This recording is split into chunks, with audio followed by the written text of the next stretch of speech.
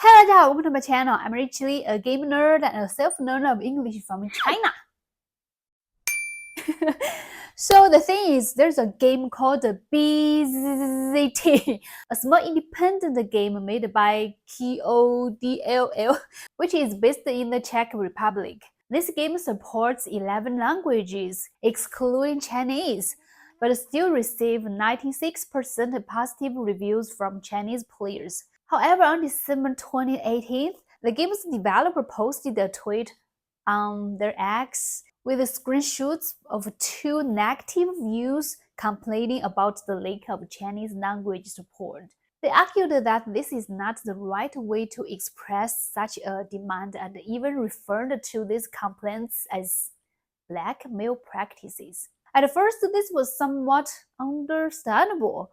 Whether or not it's appropriate to voice demands via negative reviews is actually a very controversial issue in China too. And the comments like "we need a Chinese" on Steam are indeed a unique phenomenon. Personally, I think it's a reasonable request, and both sides should resolve such a relatively small issue through more positive communication. After all, these Chinese players have spent money on the game, and the sales in China versus all regions are not low, and the positive review rate is as high as 96%, with only two negative reviews complaining about the language issue. Why should the developer ignore the other 96% of positive views and choose to post screenshots in a way that publicly calls out these players? What's the differences between what they call blackmail? And this is actually where the problem arose. In the subsequent interaction under his post, the developer revealed an attitude of disrespect, even disdain towards Chinese players. Even I don't understand why, despite claiming to have limited funds, he could support 11 languages, including some lesser known ones, but leaving out the Chinese. And then when Chinese players ask for Chinese, they are called blackmail. He liked several comments that were even discriminatory and even mocked China, replying with, "Haha, I love it," about the idea of offering traditional Chinese only, and saying he loved to increase prices after doing translation for the Chinese region. He also expressed a completely different attitude towards negative reviews from other countries, asking for localization. Unfortunately and naturally, this sparked a strong dissatisfaction among Chinese players, leading many to post negative views. I don't support such behavior, but the developer should face the consequences of his actions.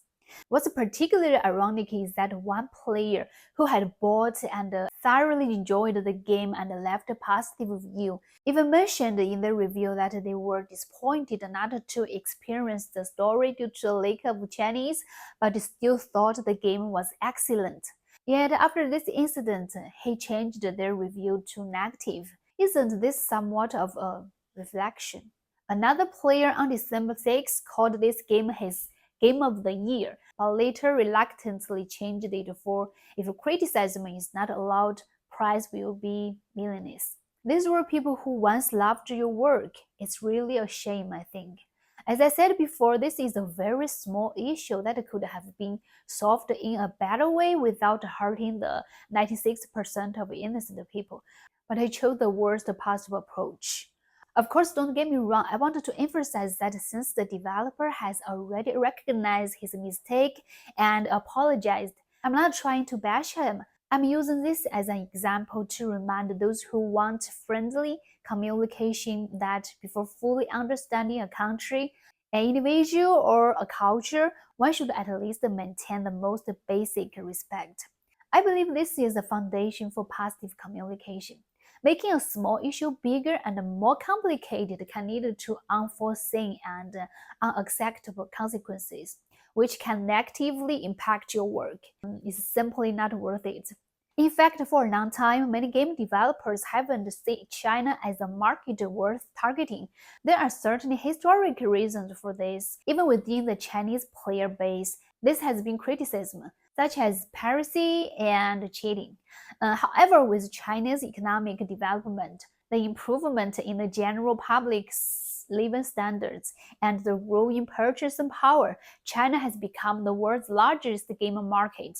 In the past, foreign games didn't support Chinese VO or translation. Players had to rely on fan translations, which varied in quality. Players were often thankful for these efforts, but had to wait too. Later, many big developers began to create their own Chinese subtitles. Although VO was still mostly in English or Japanese, and Chinese VO was never a priority. It was generally acceptable because Chinese people are accustomed to reading subtitles and prefer original voice acting that aligns with the game's world setting. But more recently, an increased number of games have started offering localized voice acting. When Cyberpunk 2077 announced it would support Chinese voice acting, players were ecstatic. The Chinese accented swearing in the game gave Chinese players a great thrill and significantly contributed to the game's high sales in China. 你就是个傻屌，知道吗？那你是个贱逼喽。这么说咱俩还挺般配。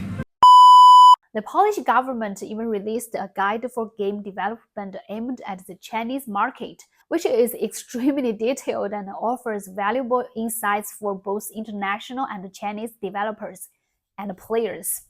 I think this is a more positive development attitude. This guide is really worth reading for any developer hoping to enter the Chinese game market, including small indie developers. If you can respect and understand this market enough, the rewards will be substantial. This guide covers everything from the basic market situation to government policies and player preferences. Some things in it even I, as a Chinese player, didn't know. If you're interested, you can find it online, and I'll put the link in the description. Here I want to quote the section about localization. It mentions that although English is a required subject in our schools, overall English proficiency is still relatively low, not to mention the difficulty in understanding complex storylines. So localization is very important. One of the most common negative comments on the Steam added by Chinese players is 没有中文, no Chinese language, or we need Chinese. It is also mentions localization into Chinese will be one of the factors demanding the game's success.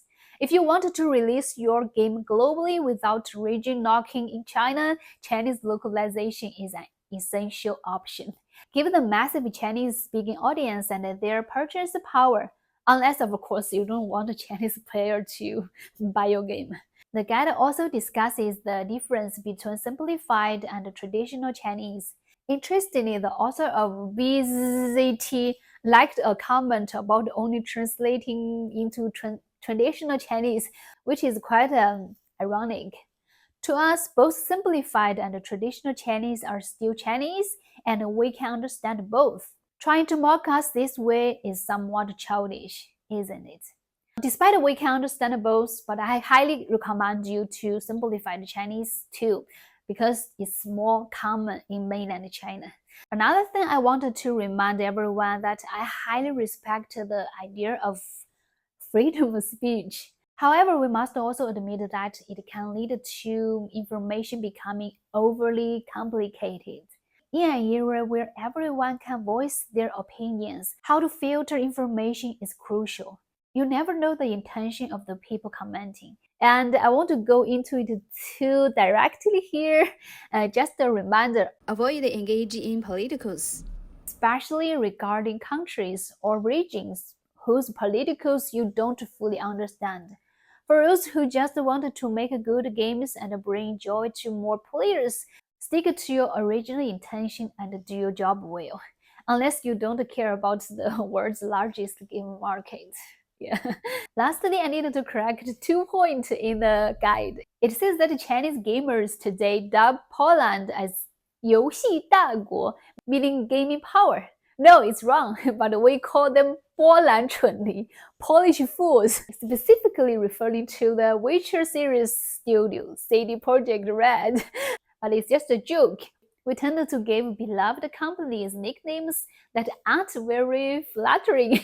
The reason we call them fools is that the Witcher series is widely priced in China, and their prices are reasonable. They even provide high-quality, cheap, or free updates, which seems to show they don't know how to make money. So we humorously call them Polish fools. We really hope that good game companies can make more money. Also, the guide mentions that the channel does not allow swearing for game characters, but that's wrong. Like players from around the world, we love swearing! Just kidding. 我操！我操！哈哈，真牛逼！ So that's all for today's video. I'd love to hear from your perspective about this topic. You can leave a comment below. I will try my best to respond. As always, if I made any mistakes that confused you, please correct me. Thanks for watching. Until next time, stay safe, stay positive, and peace. 再见，拜拜。